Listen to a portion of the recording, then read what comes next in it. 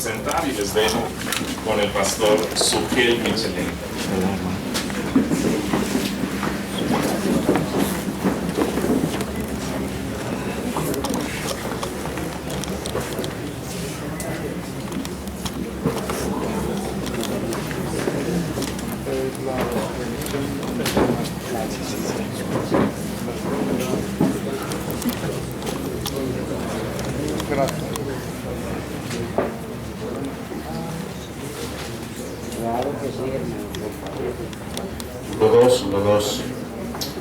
Hermano Sergio, a nombre de todas estas ex ratas inmundas, gracias por mostrarnos en esta mañana la hermosura de Cristo.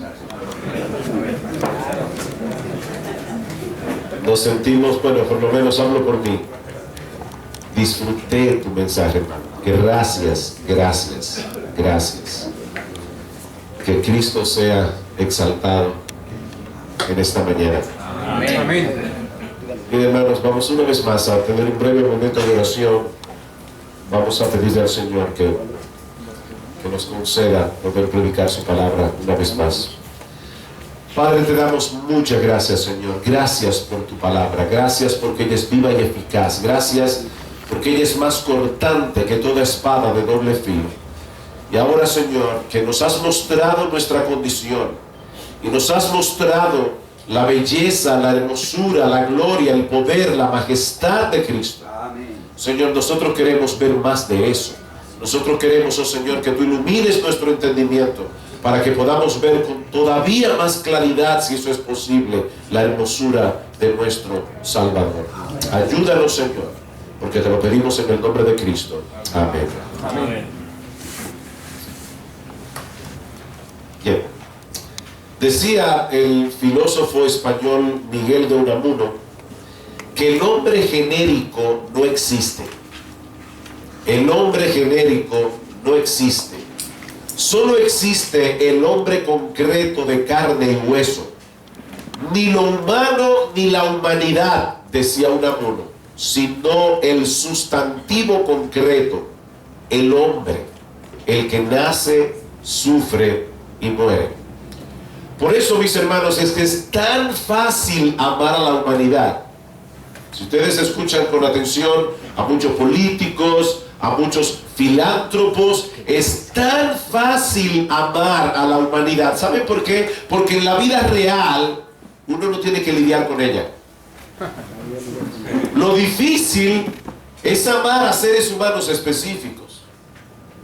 Amar a la humanidad, eso es facilito. Lo difícil es amar a tu esposa. Lo difícil es amar a tu vecino. Lo difícil es amar al hermano de la iglesia. Lo difícil es amar a los miembros de tu iglesia local, a tus hijos. Son esas personas concretas de carne y hueso, como decía Unamuno. Son esas personas concretas las que nos causan molestias. Son esas personas concretas con quienes nosotros tenemos malos entendidos. Es a esas personas concretas a las que muchas veces nosotros tenemos que servir y no tenemos ningún deseo de hacerlo. Pero amar a la humanidad es fácil porque no requiere que amemos a nadie en realidad. Como bien ha dicho alguien, el amor real es personal. Amar realmente es hacer cosas concretas por individuos concretos. Eso es amar. Es por eso, mis amados hermanos, que nosotros no podemos concebir el amor de Dios de otra manera que no sea eminentemente personal, porque Dios realmente ama a los que Él ama. No de palabras solamente, sino de hecho y en verdad. Nuestro Dios ama a personas concretas a quienes Él ha decidido bendecir, a quienes Él ha decidido beneficiar de formas concretas, a pesar de que las conoce perfectamente. Las personas a las que Dios ama son un libro abierto delante de Él, pero aún así Él las ama. Y lo que es todavía más sorprendente, más impresionante, más incomprensible, es que Dios ha amado a esas personas siempre. desde antes de la fundación del mundo. Es en ese contexto que nosotros debemos considerar en esta mañana el tema que nos ocupa, lo que yo le he llamado la sorprendente e inescrutable doctrina de la elección incondicional de Dios.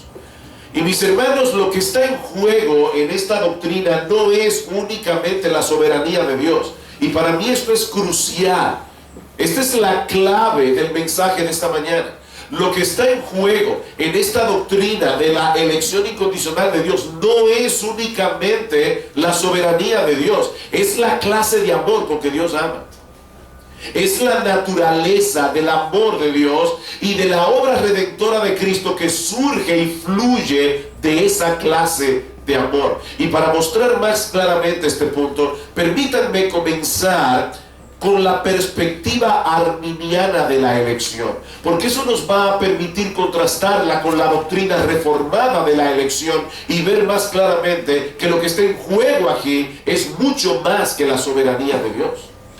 Como nosotros vimos en la primera conferencia, Arminio enseñaba que la elección de Dios se basa en su presciencia, entendiendo presciencia no como nosotros la entendemos, y voy a explicarlo en un momento. Dios, según Arminio, predestina a todos aquellos que Él sabe de antemano que van a responder positivamente al mensaje del Evangelio. Ahora, eso quiere decir que Cristo murió en la cruz del Calvario para crear un sistema que hace posible la salvación de cualquiera, pero sin asegurar la salvación de ninguno. O sea, lo que los arminianos nos están diciendo es que Cristo murió en la cruz del Calvario para diseñar un sistema, para poner a funcionar un sistema que hace posible la salvación de cualquiera, pero no asegura la salvación de ninguno. Tomando esta idea de las palabras de Unamuno que citamos al principio, lo que los arminianos nos dicen es que Cristo murió por la humanidad en general, pero no por ningún hombre en particular. La humanidad en general, pero no ningún hombre concreto. Y de ese modo ellos pretenden defender el honor de Dios, y tenemos que entender aquí qué es lo que está en la psiquis del arminiano, que verdaderamente conoce a Cristo. Él quiere en lo más profundo de su corazón defender el honor de Dios, librándolo de la acusación de ser un Dios elitista, de ser un Dios que elige a unos y desecha a otros. Si no hay elección, tal como los reformados entendemos este término, entonces debemos llegar a la conclusión de que la obra redentora de Cristo no tenía la intención de salvar eficazmente a nadie, sino más bien hacer que la salvación estuviera disponible para todos. ¿Y saben qué, mis hermanos? Es en este punto donde convergen todos los sistemas teológicos, todos, excepto el calvinismo.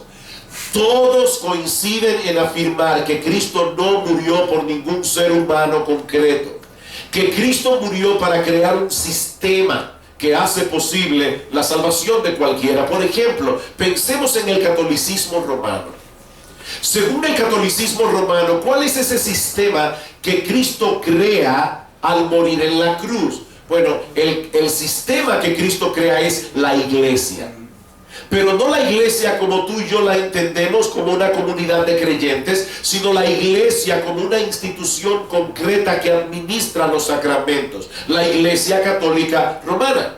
Según el catolicismo romano, el instrumento a través del cual el niño recibe la gracia de la justificación es el sacramento del bautismo. Y una vez el niño recibe este sacramento, ahora él puede construir sobre esa base una vida de santidad a través de la fe, a través de las buenas obras y por supuesto a través de la participación de sacramentos como el bautismo, la confesión auricular o las penitencias. En el caso del arminianismo, el sistema de salvación creado por Jesús es el Evangelio, de cuyos beneficios participamos por medio de la fe. Cuando el pecador es confrontado con el Evangelio, su salvación queda supeditada a que él responda en fe al Evangelio que le ha sido expuesto, haciendo una decisión por Cristo. Y aunque algunos grupos arminianos insisten en que el pecador no puede dar ese paso sin la ayuda del Espíritu Santo, el papel del Espíritu Santo aquí no es el de transformar un corazón de piedra en un corazón de carne y mover eficazmente la voluntad, sino el de remover algunos obstáculos que nos impiden tomar esa decisión mientras nos persuade a través de la predicación del Evangelio. Pero a final de cuentas, mis amados hermanos, la salvación depende de esa decisión del pecador. Esa decisión es crucial. Es ese momento de decisión el que salva.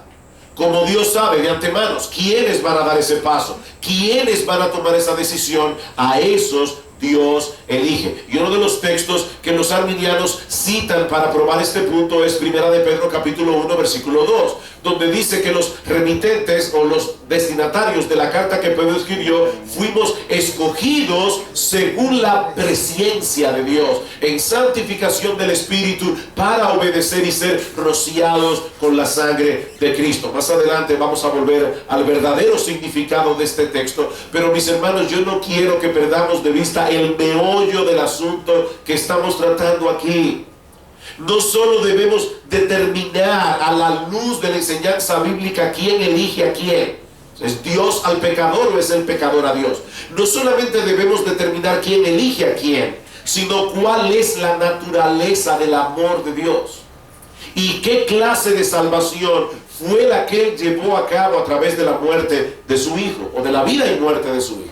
Si la doctrina de la arminiana es correcta, mis hermanos, la conclusión inevitable es que Dios ama a la humanidad en general, pero sin amar lo suficiente a ninguna persona en particular como para asegurar que esa persona sea salva. O sea, Él ama a la humanidad en general, pero Él no ama a ninguna persona en particular lo suficiente como para asegurar que esa persona sea salva. En otras palabras, y esta frase ahora sí que subrayenla aunque sea en sus corazones, el arminiano prefiere despersonalizar el amor de Dios para preservar la universalidad del Evangelio.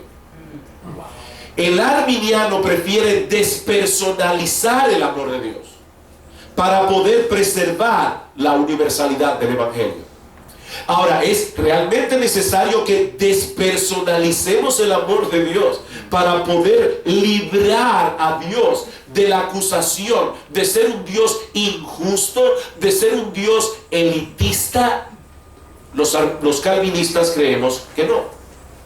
Basados en la enseñanza de las Escrituras, el calvinista defiende la naturaleza eminentemente personal del amor de Dios, que lo movió a escoger personas concretas desde antes de la fundación del mundo para hacerlas partícipes de una salvación que no merecían, porque éramos ratas inmundas, como ya nos recordó nuestro hermano Sergio. Esa es, en esencia, la doctrina de la elección incondicional según el calvinismo. Es elección porque es Él el que elige. Por eso es elección.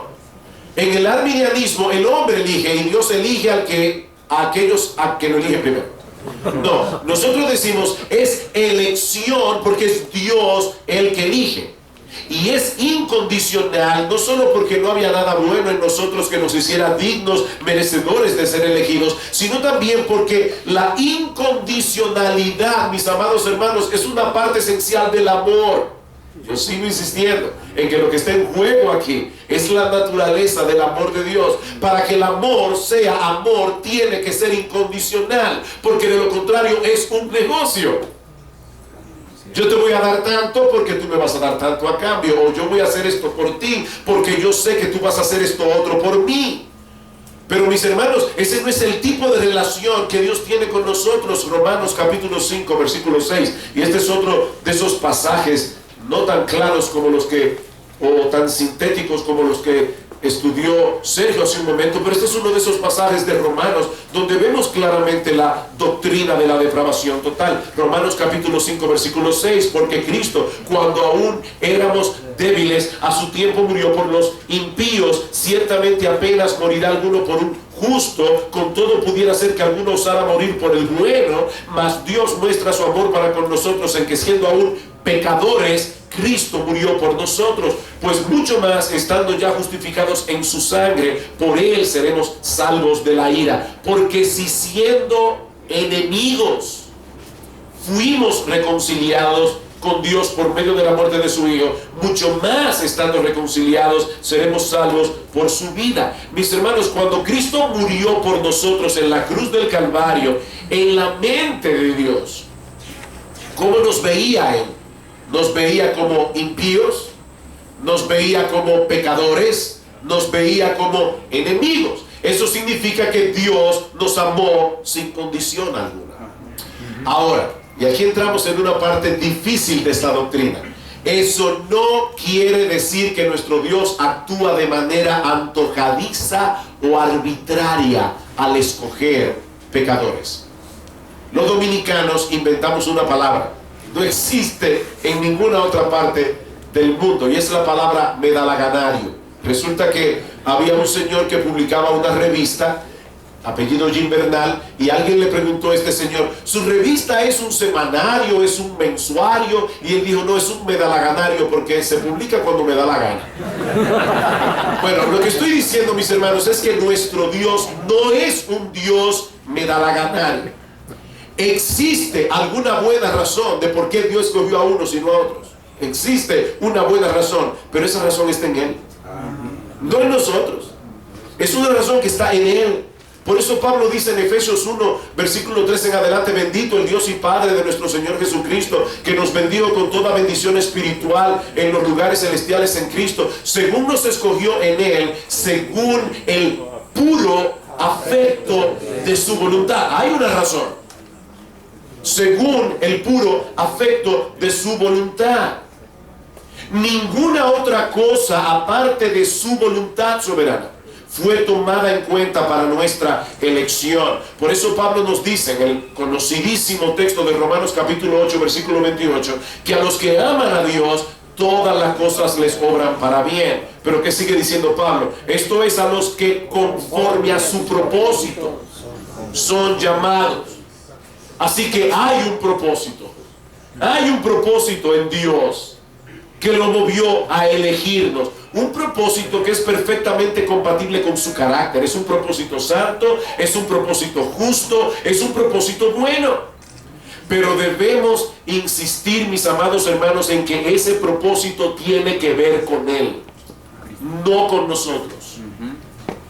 En otras palabras, la razón por la que Dios nos escogió no fue porque Él vio de antemano que éramos mejores que los demás, o íbamos a ser mejores que los demás, o íbamos a ser un poco más sensibles que los demás, o íbamos a creer a diferencia de los demás. No, esa no fue la razón por la que Dios nos escogió. Más bien lo que la Biblia dice es que nosotros llegamos a creer porque fuimos escogidos para creer.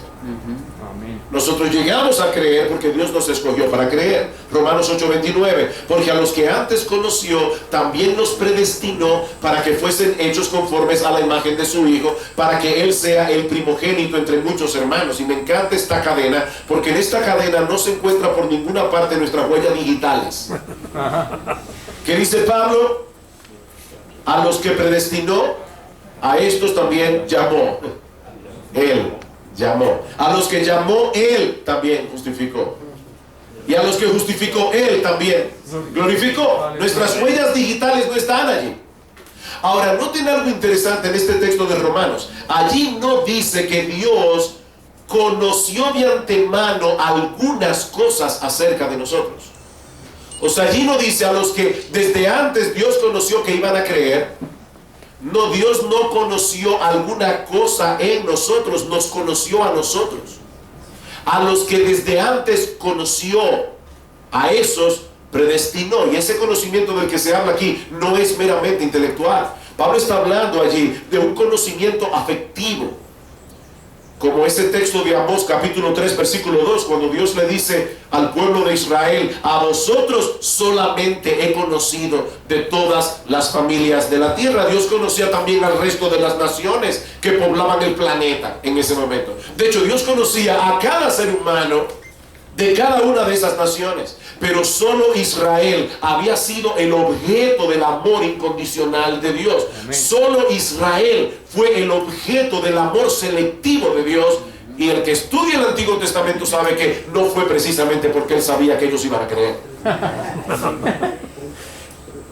Y esa es la misma idea que Pedro nos transmite en su primera carta cuando dice que fuimos escogidos según la presciencia de Dios, no según el previo conocimiento de quienes iban a responder positivamente a la gracia del Evangelio. Porque de hecho en ese mismo texto Pedro nos aclara que nosotros fuimos escogidos para obedecer, no porque íbamos a obedecer.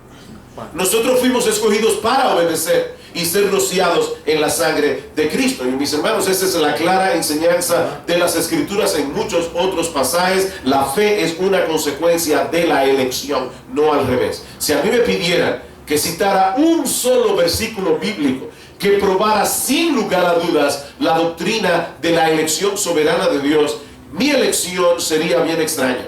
Sería Lucas capítulo 10. Para mí particularmente, este texto es demasiado poderoso y demasiado contundente. Lucas capítulo 10 versículo 21. En aquella misma hora Jesús se regocijó en el Espíritu y dijo: yo te alabo a ti, oh Padre, Señor del cielo y la tierra, porque escondiste estas cosas de los sabios y las has revelado a los niños. Sí, Padre, porque tú sabías quiénes iban a creer. No, porque así te agradó. Y aquí está el texto clave: porque todas las cosas me fueron entregadas por mi Padre, y nadie conoce quién es el Hijo sino el Padre, ni quién es el Padre sino el Hijo, y aquel a quien el Hijo lo quiera revelar. Es una relación completamente cerrada. Nadie conoce quién es el Padre excepto el Hijo. Nadie conoce quién es el Hijo excepto el Padre. Entonces, ¿quién puede llegar a conocer a cualquiera de los dos? Aquel a quien el Hijo no quiera revelar. Es imposible, amén, sin una revelación de Dios, que alguien conozca al Padre por medio del Hijo. Y eso es lo mismo que nosotros vemos en un montón de las Escrituras, de textos bíblicos. Hechos capítulo 13 versículo 48. Creyeron todos los que estaban ordenados para vida eterna. Amén. Hechos 18 27 dice que Apolos fue de mucho consuelo a los que por la gracia habían creído. Por la gracia habían creído. Filipenses capítulo 1 versículo 29. Pablo dice: a vosotros se os es dado, y la palabra allí en griego es: se os ha concedido de pura gracia, no solo que creáis en Él, sino también que padezcáis por Él. Se os ha concedido de pura gracia. Filipenses capítulo 2 versículo 12 al 13. Porque Dios es el que en vosotros produce así el querer como el hacer por su buena voluntad. Primera Tesalonicenses capítulo 1 versículo 4 al 5. Porque conocemos, hermanos amados de Dios, vuestra elección, porque el Evangelio no llegó a vosotros en palabras solamente, sino también en poder. ¿Por qué el Evangelio fue eficaz en los tesalonicenses? Porque ellos eran los amados de Dios. Amén. Santiago 2.5. ¿No ha escogido Dios a los pobres de este mundo para hacerlos ricos en fe? ¿Quiénes son ricos en fe? Lo que Dios ha escogido para que sean ricos en fe. ¿Qué viene primero, la fe o la elección? La elección, obviamente. Ahora bien, ¿presenta esta doctrina algún problema con la justicia de Dios? En otras palabras, ¿es plausible Dios de ser acusado de injusticia por causa de su elección soberana? Ese es el aspecto que quiero considerar ahora a la luz de la enseñanza de Pablo en el capítulo 9 de Romanos.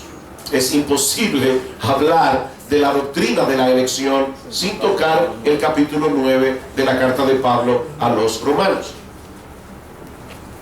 En el capítulo anterior, Romanos 8, Pablo concluye con una de las notas más consoladoras de todo el Nuevo Testamento.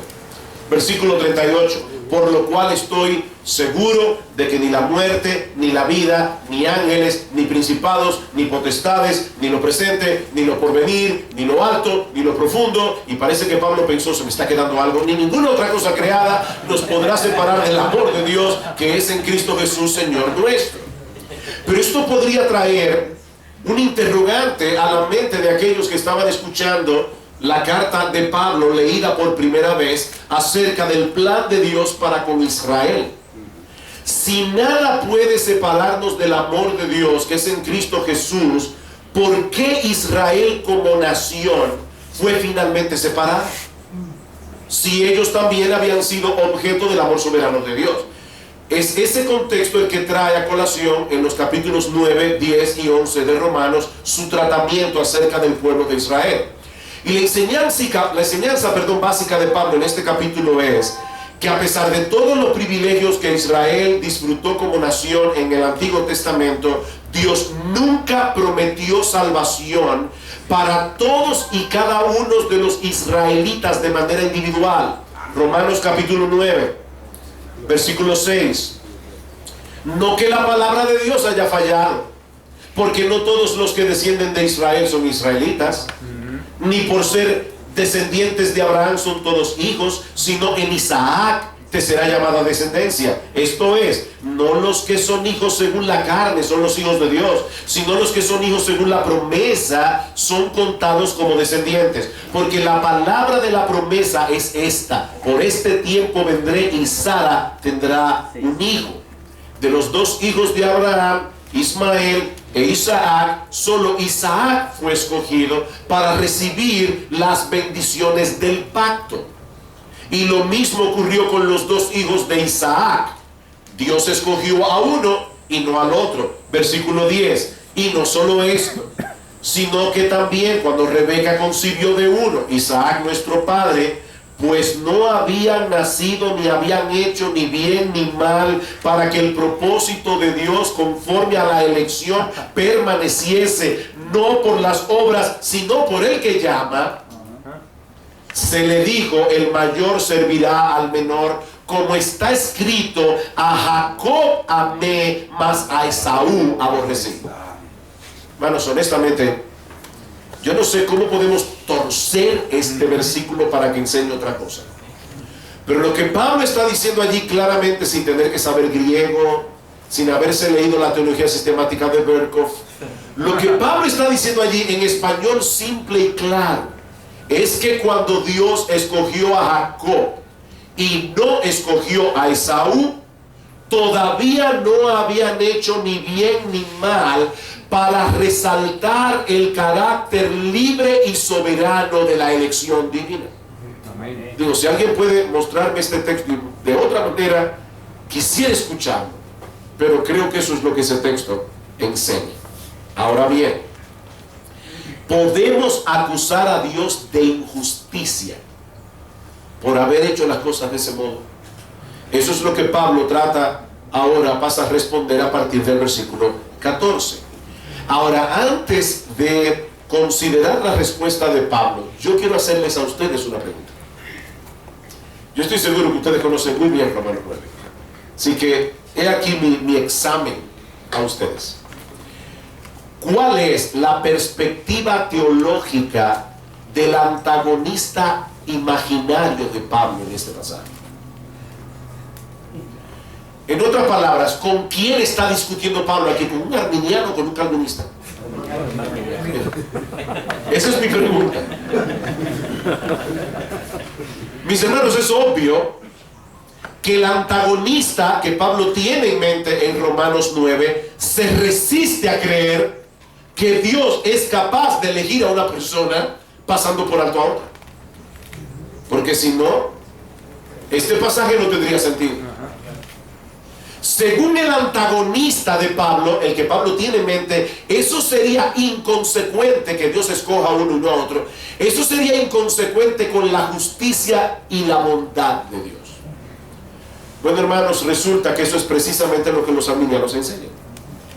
Escuchen lo que dice este erudito arminiano llamado Jerry Walls. Dice lo siguiente: los arminianos sostenemos que debido a que la misma naturaleza de Dios es amor santo, Dios ama incondicionalmente a todas sus criaturas y sinceramente actúa para promover su verdadero florecimiento y bienestar.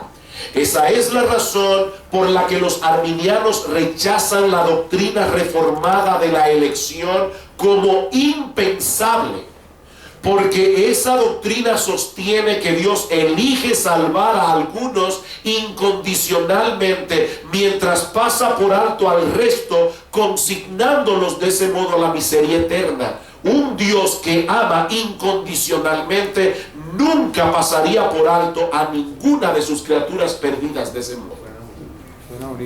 Así que miren, hermanos, yo no estoy haciendo una caricatura del arminianismo.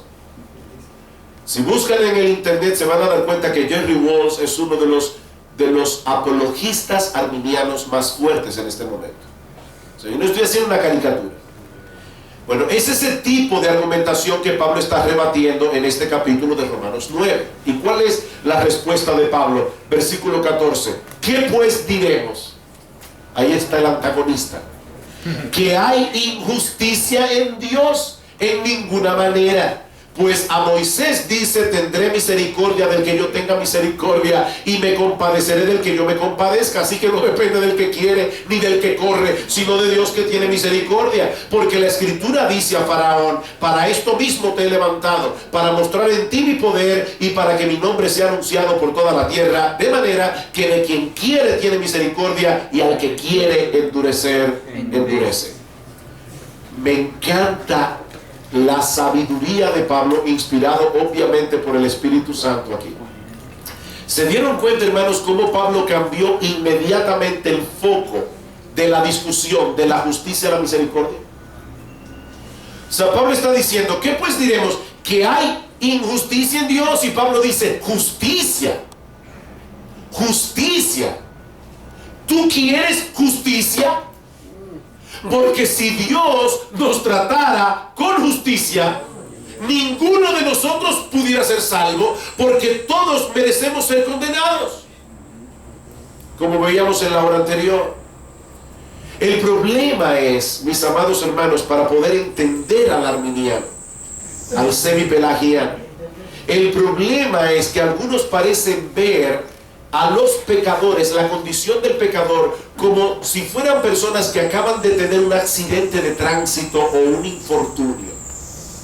Imagínate a un doctor que llega a la escena de un accidente automovilístico. 2 autobuses repletos de personas chocaron de frente, hay un montón de heridos, todos están igualmente graves de muerte, docenas de heridos. Y ese doctor, que puede salvar a todos porque tiene tiempo y tiene experticio para hacerlo, él decide: tú, a esos voy a sanar, los demás que se mueran. Eso se me acuerda. Pero el problema es que algunas personas ven a la humanidad de esa manera. Hubo un accidente, ahí está la gente muriendo, y Dios dice: tú, el resto al infierno. Como si Dios estuviera jugando a me quiere, no me quiere, me quiere, no me quiere. Esa es la idea. El problema, mis hermanos, es que el pecado no es un accidente. El pecado es un crimen. Nosotros no podemos imaginar a la humanidad como un grupo de personas que han tenido un accidente, que han tenido un infortunio. No, esto no es un accidente, es un crimen. Un crimen que cometemos voluntariamente. Un crimen que posee connotaciones infinitamente serias porque es perpetrado en contra de Dios mismo. De manera que la escena que nosotros debemos imaginar no es la de un accidente de tránsito. La escena que nosotros debemos imaginar es la de una sala de jurados, es la de un tribunal en donde se está juzgando a un grupo de asesinos en serie. Todos nosotros, ratas inmundas, estamos siendo juzgados. Si el juez decide perdonar a unos y no a otros, él no está cometiendo ningún acto de injusticia, sino mostrando una extraordinaria misericordia. Y eso es lo que Pablo está diciendo. No me hables de justicia aquí, háblame de misericordia. Háblame de misericordia. O Sobre todo tomando en cuenta el precio que Dios tuvo que pagar para poder mostrar esa misericordia.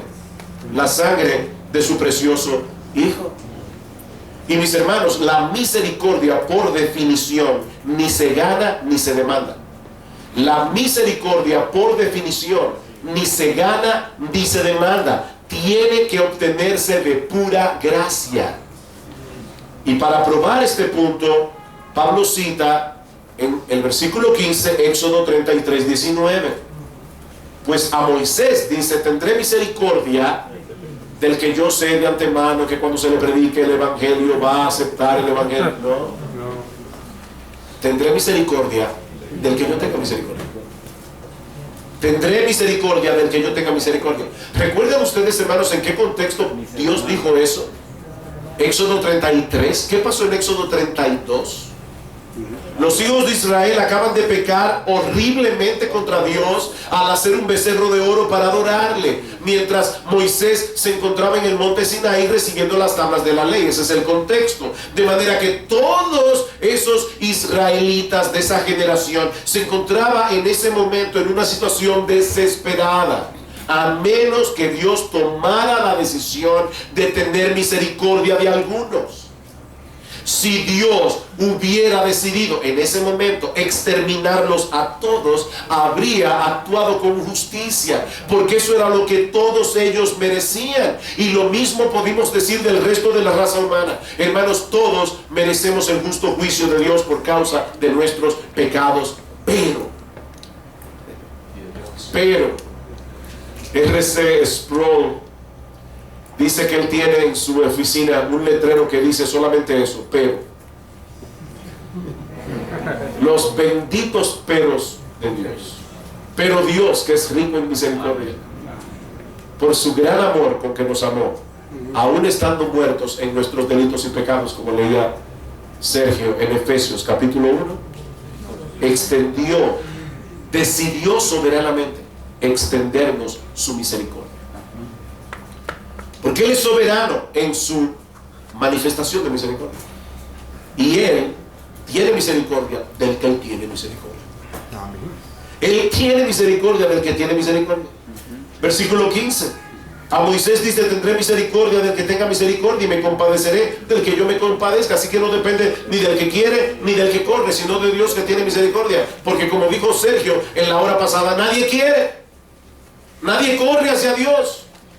Todos corremos al revés. Estamos extraviados, vamos en vía contraria. Así que si alguien se salva, no dependía de su correr o de su querer, dependió de Dios que tiene misericordia. Y es a la luz de esa realidad que nosotros debemos considerar el ejemplo de Faraón. Versículo 17, porque la Escritura dice: para esto mismo te he levantado, le dice a Faraón, para mostrar en ti mi poder y para que mi nombre sea anunciado por toda la tierra. Hace un momento nosotros citamos las palabras del erudito arminiano Jerry Walls, diciendo que para ellos es impensable que Dios elija a algunos y pase por alto a otros. Pero eso es precisamente lo que Pablo está enseñando aquí. Dios decidió soberanamente no mostrarle su misericordia a Faraón. Suena duro. No olvides que Faraón era un perverso pecador. Hermanos, lo que Pablo está diciendo allí es que Dios decidió soberanamente no mostrarle su misericordia a Faraón. Y saben que nadie puede acusar a Dios de injusticia por hacer eso. Nadie puede sentar a Dios en el banquillo de los acusados. ¿Saben por qué? En primer lugar, porque Faraón era culpable de su propio pecado y era culpable de la propia dureza de su corazón, como todos nosotros éramos culpables de nuestra dureza de corazón. Pero en segundo lugar, porque Dios en su soberanía puede decidir manifestar su gloria teniendo misericordia de algunos que no lo merecen y manifestando su gloria en otros, dejándolos en la condenación que sí merecen. ¿Debo repetir eso? Dios se glorifica como quiera. Dios tiene el poder, la soberanía, el veto de decisión para mostrar su gloria teniendo misericordia de seres humanos que no lo merecen y dejando a los demás en la condenación que sí merecen. En unos glorifica su misericordia, en otros glorifica su justicia. De manera, versículo 18, que de quien quiere tiene misericordia, y al que quiere endurecer, endurece. Eso nos lleva a la segunda objeción del pasaje, versículo 19. Pero me dirás, ¿por qué pues inculpa? Porque ¿quién ha resistido su voluntad? Miren, mis hermanos, si Pablo hubiese sido arminiano, este hubiera sido el momento perfecto para aclarar su posición. ¿Por qué pues inculpa?, le dice su antagonista. Y Pablo hubiera podido responder, no, un momentito, no, eso depende del pecador. Hay pecadores que deciden escoger a Cristo y hay pecadores que deciden no escogerlo, así que Dios no tiene la culpa. Es culpa del pecador. Y ciertamente cuando un hombre no escoge a Cristo es culpa del pecador. Pero ¿qué si lo escoge? ¿Qué si lo escoge? Este era el momento preciso para que Pablo pusiera la salvación de los hombres en las manos de los hombres. Y así defiende el honor de Dios, como los arminianos pretenden. Pero esa no es la respuesta de Pablo. Escuchen cómo Pablo responde.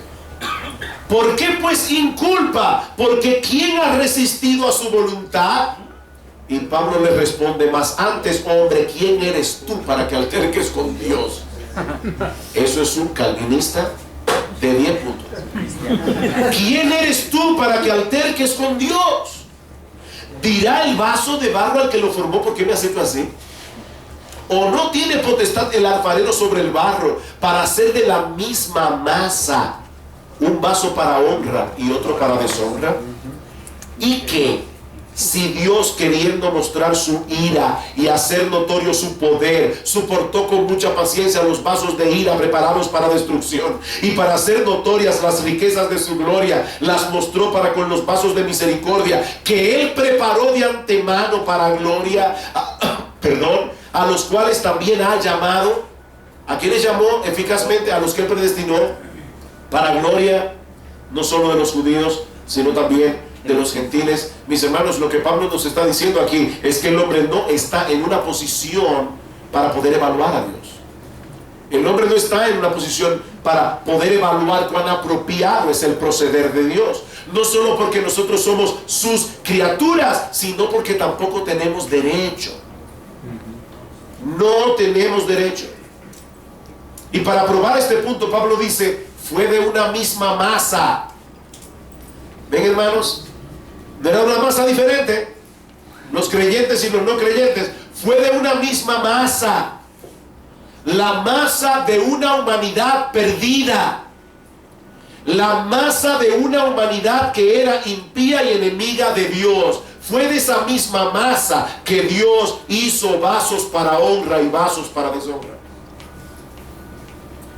Todos son merecedores de su ira, pero Dios decidió glorificarse dejando a algunos en su justa condenación y teniendo misericordia sobre otros que también merecían ser condenados. Y todo esto al costo de la vida de su propio Hijo. De manera que Cristo no murió en la cruz del Calvario para crear un sistema que hiciera posible la salvación de cualquiera, pero sin asegurar la salvación de ninguno. No, Cristo murió para salvar real y efectivamente a todos aquellos que fueron elegidos por Dios desde antes de la fundación del mundo. Amén. Amén. Queridos hermanos, yo les decía ayer, yo no quiero que esto sea un seminario teológico y todos salgamos de aquí diciendo, wow, cuánta teología hemos aprendido. Oh no, hermanos, yo me gozaba oyendo a Sergio precisamente porque creo que si estas doctrinas en nuestros corazones no nos llevan a exaltar a Cristo, hermanos, nosotros perdimos el tiempo esta semana. Perdimos el tiempo. ¿Saben qué es lo que estamos hablando aquí? Estamos hablando de que Dios nos escogió por nombre, de pura gracia. Sencillamente porque nos amó con un amor personal e incondicional. Me encanta como lo dice Pablo en 2 Timoteo capítulo 1 versículos 8 al 9. Dice: Timoteo, no te avergüences de dar testimonio del evangelio. Ese evangelio que nos anuncia que Dios nos dio su gracia desde antes de la fundación del mundo. Y en Apocalipsis capítulo 13 versículo 8 y Apocalipsis 17 versículo 8 dice: ¿quiénes no adoraron a la bestia? Aquellos cuyos nombres estaban escritos en el libro de la vida del Cordero. Un libro que fue escrito antes de la fundación del mundo. Ahora yo quiero que tú entiendas esto todavía más personal, hermano. Yo quiero hacer un esfuerzo para que tú veas esto más personal. Esto significa, mi amado hermano, que cuando Jesús se hizo hombre, vivió una vida perfecta de obediencia a la voluntad del Padre, y luego murió en una cruz y resucitó al tercer día y ascendió a los cielos. Él hizo todo eso por amor a ti de manera personal. A ti de manera personal. Cada detalle de la historia redentora lleva tu nombre. Perdóname ahora, Noé, que usa el nombre suyo, pero yo quiero usar a Noé de ejemplo aquí. Esto significa, para ponerlo de una manera más práctica, tú estás leyendo tu Biblia. En nuestra iglesia estamos leyendo un plan de lectura a toda la iglesia en 2 años. Es voluntario el que lo quiera hacer, pero gracias al Señor la mayoría de la iglesia lo está haciendo para que todos vayamos leyendo más o menos lo mismo. Estamos leyendo la historia del Antiguo Testamento. Eso significa que Dios le dijo a Noé: Noé, construye un arca, porque en el siglo 20 y 21 habrá un hombre llamado Noé Acosta a quien yo quiero salvar. Y si tú no entras en el arca con tu familia, Noé no se va a poder salvar. Moisés, yo quiero que tú salgas de Madián, del desierto de Madián, y vayas a Egipto, porque hay un hombre llamado Noé Acosta, y si tú no sales de allí, sacas al pueblo de Egipto y lo liberas, no va a poder venir de ese pueblo el Mesías que yo prometí, y Noé Acosta no va a poder ser salvo. Tienes que leer tu Biblia, mi amado hermano, de manera personal, porque esta es tu historia. Esta es tu historia, esta es la historia de tu familia, y tu nombre está escrito allí. Cuando Cristo iba camino al Calvario, Él llevaba en un hombro la cruz y en el otro llevaba el libro de la vida, y allí estabas tú por